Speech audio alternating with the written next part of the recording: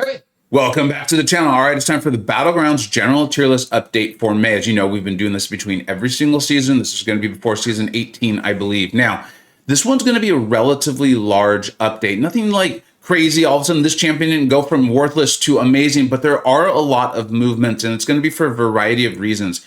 I'm going to talk about that. If you're not interested in that, I will put a timestamp. You can go directly to the tier above all in dual threats. I get it, but you might have some questions. And if you're looking to learn a little bit about why and how metas shift and why champions move up and down, it might be smart to listen to that. Also, make sure you go and check out the whole MCoC Illuminati. This spreadsheet will be linked in the description. You can link to any of their channels, and Misty K will create a screenshot size of this, which I will put up on my Twitter feed, probably in about a week or so or something like that. It takes a little while to get that all done.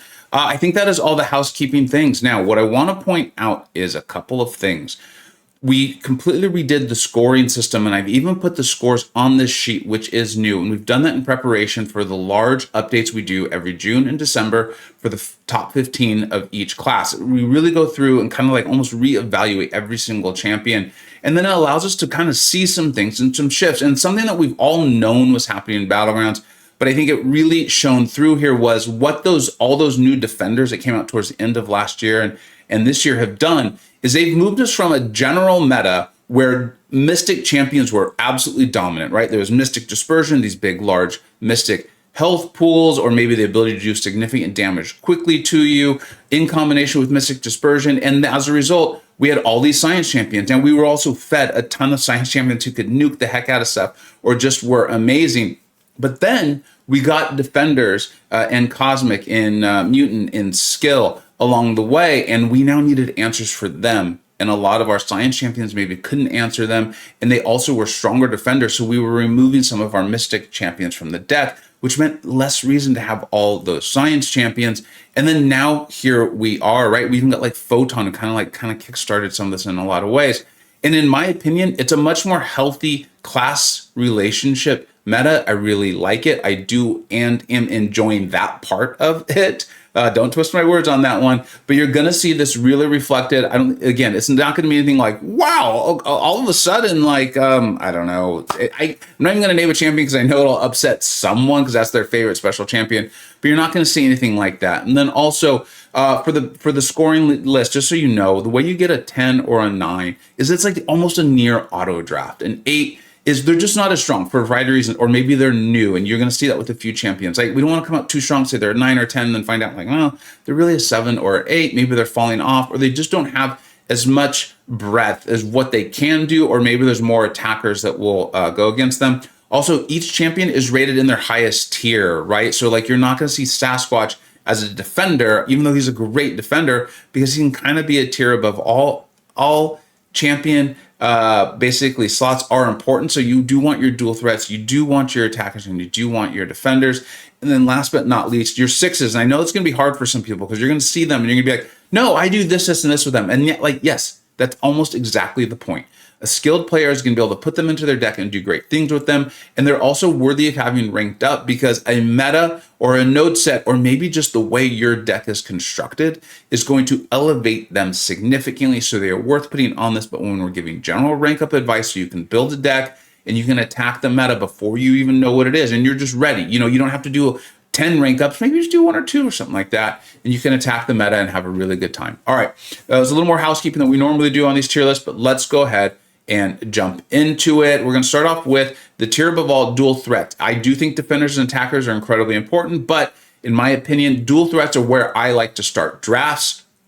They help me get going because you can use them for offense or defense. It almost doesn't matter as much what your opponent picks. The first champion we will talk about is Sasquatch. He's been one that we've been back and forth on so many times. Is he a defender? Is he a dual threat? Is he a defender? Is he a dual threat? Well, now that 7-star rank 3s are becoming slightly more common, they're not everywhere, but they're more common, we're seeing what he can do at rank 3 offensively, and he absolutely can be used offensively. I even used mine at rank 2 in a tournament match, an SSX versus 4 Loki tournament match recently, and if I recall correctly, he did get me the win. He had a really nice score there against a Hercules. And that's the way Battlegrounds can go sometimes. It's just no one has their ideal situation. You end up in round 3, and there you are. And so it was really nice to have a big strong Sasquatch, even at rank 2, to do that. And that does feel like a good time to remind everyone One of the things you're also going to see is we decided we're going to rate each champion as if they're at their highest rank in rarity. As far as 7 stars are concerned, that will mean rank 3. We're not assuming they're at Sig 200, but we are assuming they're at like Sig 20, Sig 40. And so you're going to see that kind of play out a little bit here as we continue to go on. OG Hulk is another rank up. For me, he really is a dual threat because he is a phenomenal attacker. I'm not saying he's not. But I would not put him as a 10 out of 10 attacker. When you see the 10 out of 10s, you'll understand why. I also wouldn't put him as like even probably an 8 defender. But he's scary enough with his unstoppable, and if you mess up that SP1 dex, where he will absolutely destroy you. I've recently taken mine to rank 3. I've had absolutely no regrets with that. I have used him on defense. He's definitely obviously surprised people. And then I've, of course, used him on offense for a variety of things, including taking onslaughts. Which has been really, really nice. So there's that flexibility there. And that's a great example of a champion where they're rated higher as a dual threat than they probably would be as a pure attacker, and definitely as they would be as a pure defender. And that's kind of how that goes in. When you move into the dual threat category, you get bumped up a little bit. Moving into skill, Nick Fury, he's kind of on his own there in the dual threat category. Moving on, you see the mutant category. Not much new to talk about that. Nightcrawler's come in, really done what we thought he was going to do. If you don't have an evade counter, you better hope RNG is on your side when you see him on defense. And then Shocker, this is something we'll talk about very quickly. I'm aware of he has been fixed, nerfed, whatever term you want to use. That's not what this video is for how he interacts with glancing. But I've shown it time and time again. He still destroys Storm Pyramid X. He doesn't work against Maestro. But everything else he could do before is still there. Time will tell if they come up with more and more glancing champions. That'll suck. But he's also been a good defender for me. Some people were very comfortable with him and have taken him down quite quickly. But when the fight starts getting going and he's starting to throw those SP1s and there's nothing you can do about it, he just throws them. And I have mine at a relatively decent sig. Remember, we are evaluating them as if they are at their highest rank in rarity. He's been a very good defender. He's someone I can pull. If they pull Bishop or something like that, I use him on offense. If they don't, I can throw him on defense. He's been great for me. And then in the Cosmic, we got Hulkling and Hercules. Hercules is really there more as a stall. If someone's got to nullify, he's not even going to do that. Good champion, can be used on offense. Not uncommon to see him in really high tier decks and so far and so forth on the way down. Now let's go and take a look at the second tier, our top shelf dual threats. Top shelf dual threats, the second tier, right? That just means they're just not as versatile. They're not as strong. Obviously, a meta could push them right up. They'll be the tier above all for you in your deck. You want to have them ranked up. They also might be falling off a little bit. And I'll just briefly talk about Rintra and Doom. It's always hard to tell. Is it because they're not available as 7 stars? I think if either of those champions available as 7 stars, we'd probably see them move right back up, but they're not. And so when I'm giving rank up advice, when I'm talking about putting a deck together, I don't have a maxed out Doom. I don't have a ranked up maxed out Rintra. I've been Mysterium, I think, every single season. I basically took the previous 2 seasons off just because of vacation and work and sicknesses and things like that. Went back into it this season. I don't have Rintra. I don't have Doom. I do have a great deck because I've been using this tier list hand in hand for my rank ups, and I was able to just seamlessly go right through. It hasn't really been a problem. They're still phenomenal. You got them ranked up. You're going to do good stuff with them. They're 8s. But you have that broken heart emoji. There's just so many answers to them both in science now too that you're running into in decks. That's what we've got them ranked. Now we're going to also talk about all the champions that have been in the Omega thing. I did do the Omega video giving analysis on all the champions and all that. So make sure you check that out. This is going to only be for Battlegrounds. Longshot, I still think of him more as a defensive leaning dual threat. He's not great for any of those brand new defenders that have been coming out, right? New to them being Fate Seal immune or just what have you, the energy damage, a variety of reasons. But he is still really good if you end up in the back of the round and your opponent is placing like Null, Nova, Surfsea, Gore, Hyperion, that sort of thing. And you can see those all in Cosmic, so he's going to be good for that. Plus, if you've got him at 7 star, you got him Awakened, you got him at that Sig, they're really kind of wanting like a buff immune champion or someone that's going to be able to nuke him down, just tie him down. He definitely could cause problems. He's someone that as a 7 star, now that they're out, could get moved up to 9. I want to see that play out. And then we've got Mojo and Ma. They're available 7 stars. I think they're really good there. If you know how to use them, you're going to get good results with them. Can be placed offensively, can be placed defensively. I don't expect either of them to be moved down anytime soon. Let's go ahead and move into science. The one we'll talk about there is Quicksilver. Kind of a similar story to Longshot, just flipped on the other side. I know people have learned how to fight him, but it's 7 star, and I took mine to rank 3. You can see the video. With that block penetration stat focus, I know that I will not want to see my opponent with a 7 star rank 3 Quicksilver on defense. I've learned how to fight him. I know the evades, but just the thought you can get. Remember, he's got that evade when you intercept all the whole thing. But then I looked at him offensively. And I think, and we'll find out, there's no way to know until we're into the Battlegrounds, and it's going to take multiple seasons. I think at 7-star rank 3, and I looked at all the defenders in tier above all, dual threats, and even the top shelf dual threats of Mystic, which is where I really want him to shine. He's still built wonderfully to take them. He can handle power control with his, he can handle power games with his withers. He can go with his slow. He can handle unstoppables and things like that. And I think we can probably just finish off with a single SP2. I want to see it play out, but this is where he was before he came out as a 7-star when we had done the evaluation, because we started working on this a while ago. We didn't know that he was going to be coming, and so that's where he's at. I feel really good about that one, and I could see him moving up to an 8. Probably not a 9 unless he's even faster than I think he's going to be on offense. Moving on to Mole Man. Now, the damage is going to be there. There's absolutely no doubt. I have no doubts that you're going to see some massive SB2 numbers. You're going to see some massive bleeds, the crit, the frenzy, the whole thing. That's not gone away. However, there are now more mutant champions who've come out who are battleground worthy, who are worthy putting in your deck, who handle attackers, who can be decent defenders, who I think are going to handle him A-OK too. I want to see that play out. I think he's going to be good. We have him as an 8. I'm not putting the guy down. I want to see that a little bit more. Not that long ago, we had him in the tier above all as a dual threat. 7-star, he might push himself right back up, especially at rank 3, which is how we're evaluating them. Let's go ahead and quickly talk about Negasonic Teenage Warhead. I did do the initial review video on her. I think a lot of this is going to come down to how quick can she be? How quick? Because we are starting to figure out answers to fighting Bullseye. We just are.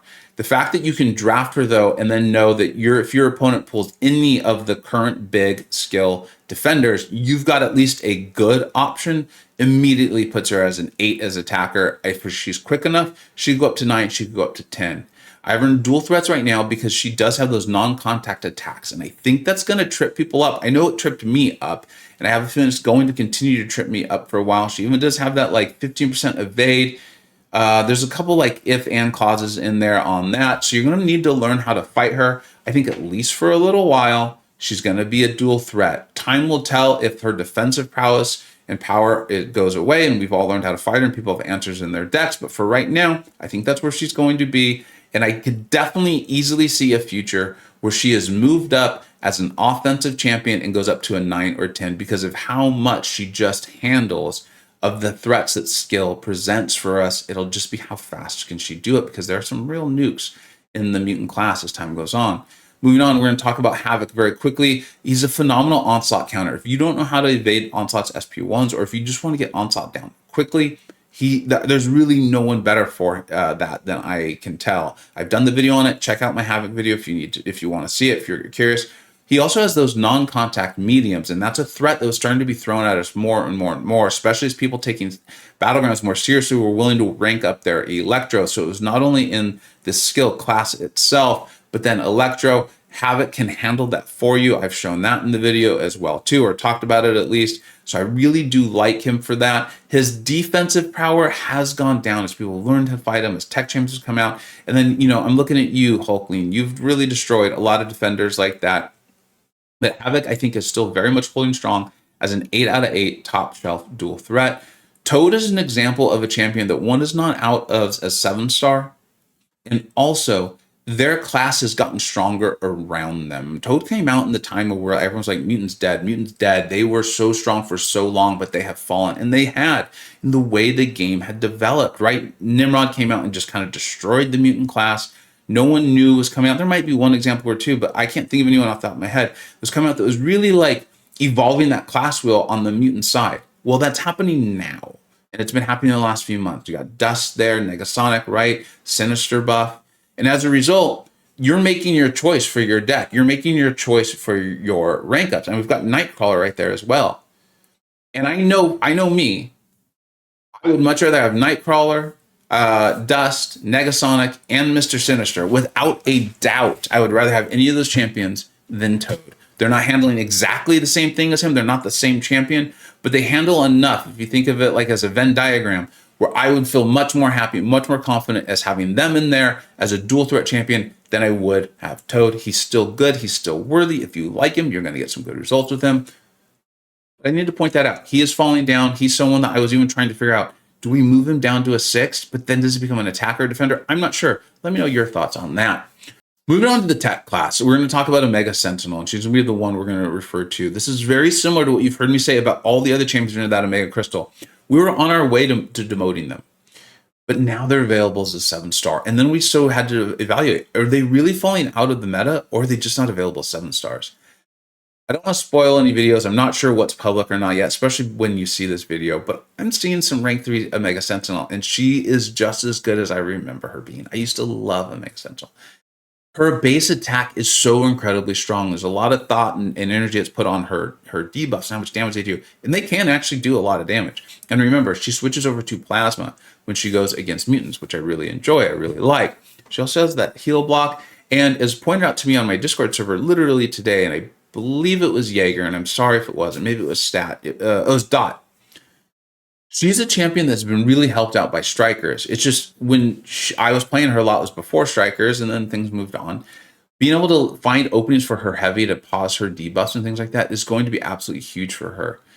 Hopefully you saw my video where I talked about her, and she was part of what I used my Omega Days resources on. I'm really excited about her. I will definitely be taking mine to rank 2, and I want to see how she places in. And then going into what we talked about, like shifting metas. This matters, especially with Battlegrounds, because of how it works out. There's only 30 champions.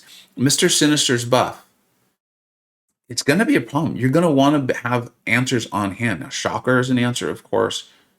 Red Skull, I think, can be a bit of an answer, but a robot, which Omega Sentinel is, with a heal block and great damage, I think you got your answer to Mr. Sinister right there. And she can probably take some of the champions, and it's just going to be, she'd be a good enough defender if you trap your opponent where you can at least get a stall on. Remember, she just have the auto block and things like that. And then we'll quickly move and talk about Cosmic. There's really no changes in there. They look great, but nothing significantly updated since the last month. Let's go ahead and move on to our attackers. Moving on to the attackers, I mean, they and defenders, they're just as important. You do want a good amount of them in your deck as you're building it. There's no one to really talk about the new change in Mystic. Just Kushal, I think, finally got that promotion from 9 to 10. She's so versatile, right? Just so versatile, even in this last meta with the Fate Seal. If you could remember to keep your power low, I think is what I remember. The buff stayed on your opponent. She was doing tremendous damage, taking fights. Just a phenomenal champion. DLL just knocked it out of the park. Moving on, we'll briefly speak about Red Guardian. You know I love him. I've done buff videos on him. I did showing him in Battlegrounds and some of the recent metas. The meta I showed him in, I don't recall exactly what it is right now. I think it was maybe Fisticuffs. The meta itself was like helping and hurting him, made me feel really comfortable and confident with him. He's such an absolute nuke. Remember, he's got the slow off the SP1. It's refreshable, and then it's also going to help when you do throw the SP2. You could also just go straight to your SP2 if the health pool is small enough, or you really want to press it and get the crits. He's a phenomenal champion. I hope he comes out as a 7-star. I would be so excited to rank him up. Moving on to skill, no new changes there. Moving on to mutant, just Danny Moonstar. You know, when the buff went out, I was telling you guys, I'm like, look, I know she can be a little hard to play. I know she had some issues before the buff, but I think the buff has solved it. I think as we see her get ranked up, I know that she's good for this option, this option. And a lot of you told me I was wrong. That's fine. That's fine. I understand. I'm wrong sometimes too, but I was definitely right on this one. And other YouTubers, like I know Andy, Forgotten, and others, I think Bitter Steel as well, are taking her and doing matchups that like I never even imagined she could do. It is great to see. She's very powerful, and remember, refreshable slow. I used her to take Thing in this last Battlegrounds meta. I was just SB1ing over and over, energy damage, taking him down, utilizing her slow. And then we'll move on and talk about tech very quickly is Prowler. I know a lot of folks have issues with his damage, and I'm not trying to tell you he's a nuke. I don't believe that he is. Like, he's very different than Stark Spider you see right below him. That being said, and Bitter Steel has put out the video, right? When Bitter puts out a video, I really recommend you look at it, even if it's challenging something you already feel very strongly about. And it was eye-opening. Pepe has also done a Prowler video, and between the two of them, they just covered so many defenders that I would have never considered that Prowler could take, right? With his medium, his damage sources. He's fantastic. He's got, was it the power lock and the power drain off the opponent specials? He's really unique. So I think you do need to learn how to play him well.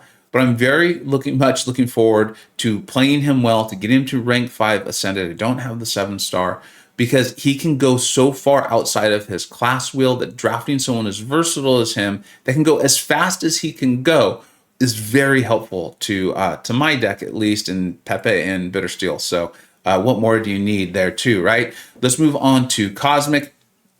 We'll talk quickly about CGR because we've already covered essentially this point at other champions is talk about the meta, these defenders coming out, really shifting the value of a champion in a mode. CGR is he's the same champion. He's literally the exact same champion he was 6 months ago. But what happened is, as we talked about, these new defenders came out and people needed options for them, or they got them and then they ranked them up and put them in their deck. As a result, they started removing some of these other Mystic defenders. Well, guess who wasn't great for a lot of those Mystic defenders? CGR. He wants to armor break, which so many Mystics punish. He's got all these buffs, so he was kicking in the Mystic Dispersion. You remove those Mystics from the deck. You put in these other defenders like Bullseye, who he's not bad for. He's actually can be very, very good. And lo and behold, his value skyrockets. He's now a 10 out of 10. He's always been good. It's just he's so much more versatile now. He has so much more breadth in the attackers and defenders, that are actually in decks. Just kind of shows you. And this is why we will continue to update this tier list every single month. We've been doing this since before Battlegrounds was even officially in the game. Moving on to Adam Warlock. Again, Bittersteel. The ability to go outside of his class wheel. The Adam Warlock fight that Bitter showed us and put it in his video that just like amazed me, because I never would have thought of it, was he went out of his class wheel and was smoothly taking down Kindred. Kindred is a tough defender. Even people who know how to fight him, like myself and others, you can still mess up. And Adam Warlock making that so smooth. He's also not a terrible defender. That was enough for me to see if you can learn how to play him really well. And Bitter shows that in his video, you're going to get phenomenal results out of Adam Warlock. All right, let's move on. All right, top shelf attackers. We're going to pick up the pace quite a bit here. I see how long this video is taking. This is a massive update, so there's lots to talk about. But I do want to move a little more quickly through. You can see the Mystic champions there, feeling really good about them. The Science champions, Luke Cage. Luke Cage is someone who we did slightly demote just because we were really trying to fight bloat. He's great. He's phenomenal. If you've pulled the 7-star, I understand. He's not a new champion. So trust me, I get it. I feel that way as well too. But Jaeger's been showing us so many great fights. A lot of them in the Mystic class. Check him out. He's someone I could see moving up. I think a lot of it's going to be is how well does he go outside of his class wheels? We continue to get more and more options. In order to be those like 9s or 10s, you've got to be just dominant in a variety of ways and have a lot of versatility. Moving on through skill champions, you can see them there. Moving on to Mutant Omega Red. This is going to be essentially the same story, almost exactly what we said from Mole Man. You're going to see tremendous damage. What it's going to take is seeing how fast, and it's similar to Negasonic Teenage Warhead 2, to be honest. How fast is he really as a rank 3 with a pretty high sig? Remember, he's demanding that high sig. How fast is he in Battlegrounds compared to what you're facing and what defender you're saying, right? Because we're all playing in different levels and tiers in Battlegrounds.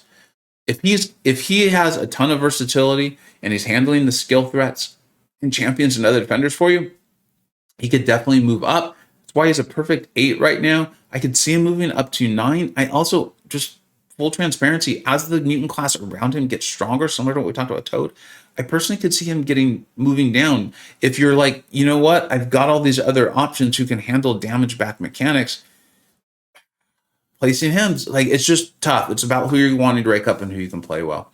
Moving on through, tech champions are all about the same as they have been previously. Moving on to Cosmic, we've got Gladiator. Now, as Kabam continues to, I think, try to fix and shape up the AI, I could see Gladiator moving right back up. I love Gladiator when the AI is not causing me serious problems. And in Battlegrounds, AI issues are, I think, intensified, or you feel them more because you're trying to go quick.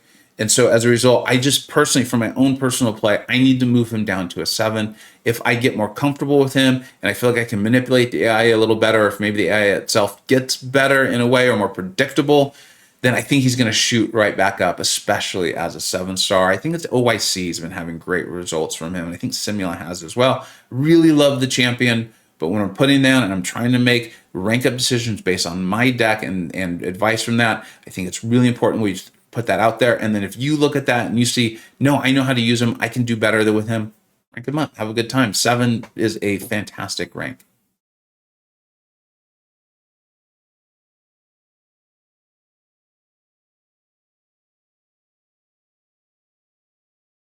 Okay, these are the defenders, and even though we're going to spend less time on them, they are just as important as your attackers and your dual threats. Having good defenders ranked up causes problems. It's like one of the foundations of my deck. Is I know that if I can have all these defenders, I can put them in there, and they're going to cause problems. And it's worked out wonderfully for me. Right, the whole "win ugly" tagline is something I very much have embraced, and a big part of that is having your defenders ranked up. We've talked a lot already, though, about the shifting meta and the new defenders that have come out and what that's done to decks in regard to Mystic and Science and all the other classes, right? So here we are. And this was also another place where I thought it was very important to fight bloat and to show that premium on those 10s and 9s. You could place any of those attackers, the defenders you see with the 8, 6, and 7 scores, mainly the 8s and 7s. You could place them and cause a lot of problems for your opponent.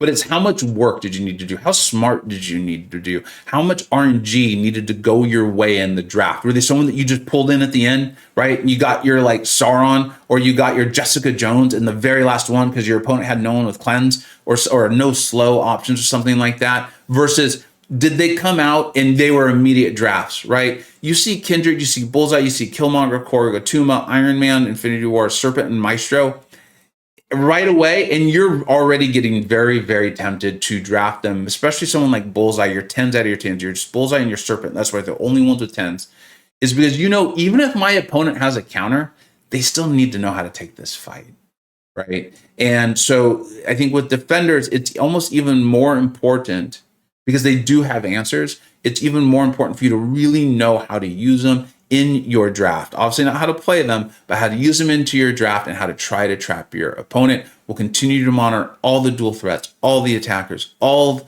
the defenders, go in with the new champions and review them, and then actually play the mode and have some fun. As usual, let me know what you think we got right. Let me know what we think we got wrong. This was a big, massive update as we tried to reflect the shifting change in the defenders and what that's done to decks. And then also very much fight bloat and show these 9s and 10s really are at a premium. Do you have to rank them up to be competitive Battlegrounds? Absolutely not. You should rank up according to how you're having fun, but the higher tier you want to play at, it's going to be extremely helpful. And then just rank up with this as something in mind as you're in general ranking up. And when the meta comes and you find out what it is, chances are you're already going to have champions that are ready to go, and you only have to do 1 or 2 very fun special rank ups for the meta that's on hand. I know this was a bit longer, and they won't always be this long, but this was a massive update. Thank you so much for watching. Take care.